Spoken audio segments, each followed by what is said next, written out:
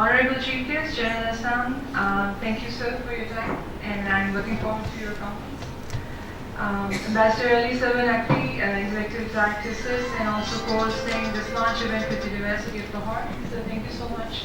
I insisted that you review the book because you were there during that period that has been reviewed in this book.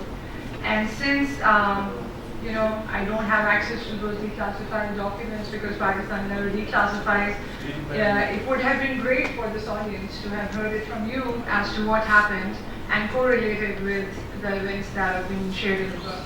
So thank you so much for that.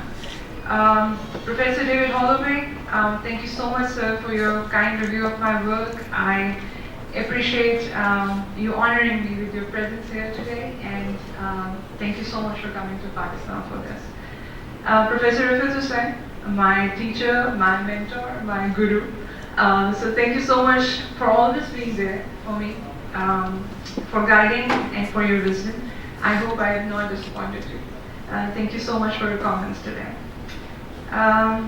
Brigadier Jaib, University of Lahore, Ms. Wajir, Pro-Rector, Social Sciences, University of Lahore, thank you so much for being here. Mr. Uwais Rauf, in absentia.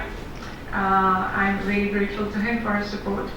My family, who is present here today, my mother, my son, my siblings, my friends who are here to celebrate my work today, my colleagues, ladies and gentlemen, good evening. Thank you so much for being here. It means a lot to me. Like all the firsts in one's life, this first of having one's first book out is equally overwhelming. The last time I felt like this was when I had my son, and he's 14 now. I'll be brief today. As mentioned in the acknowledgements of the book, once you get to read that, the process of writing this book was an emotional one. When I first saw the letter, held it when I was at Ford Archives, President Ford Archives, the letter written by Zulfikar Ali Bhutto to President Ford.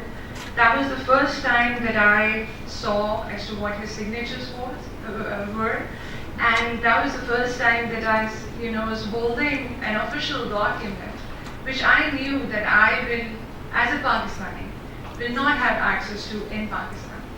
And that was really emotional for me and it sort of saddened me as well, because I know that not only me, but a lot of Pakistanis who want to research on Pakistani issues, be it nuclear issues, be it foreign policy issues, do not have the story from Pakistani side. At best, what can happen is like oral history interviews of people like Ambassador Ali Sarvanafti and all those who have been associated with the program.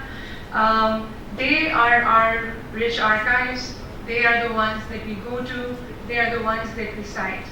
But the power of the written official word has its own place in history, and that cannot be denied. And when I was going through Pakistani correspondence of our officials, our President Zulfikar Ali Bhutto, General Zia, that sort of left a vacuum, and that vacuum cannot be filled. You will feel that once you will be reading the book, because this is based on my interpretation of how U.S.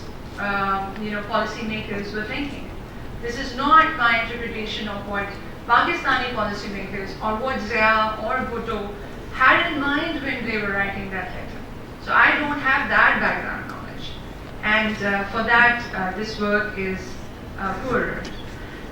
So I hope that with time, in years to come, we have attempted at University of Lahore with our colleagues from the Irish People's Center to start a discourse on declassification of archival documents, so that Pakistan's complete story could be brought out, and we could, then be more richer in our analysis and bringing it out to the world.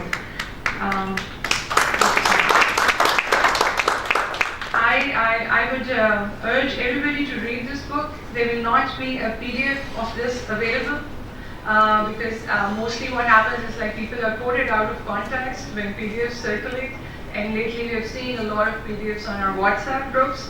So trust me, you're not going to find this on your WhatsApp group. I would be looking forward to your review of my work, and I once again am deeply grateful to each one of you who has been a part of my life and has enriched it with your presence. Thank you so much.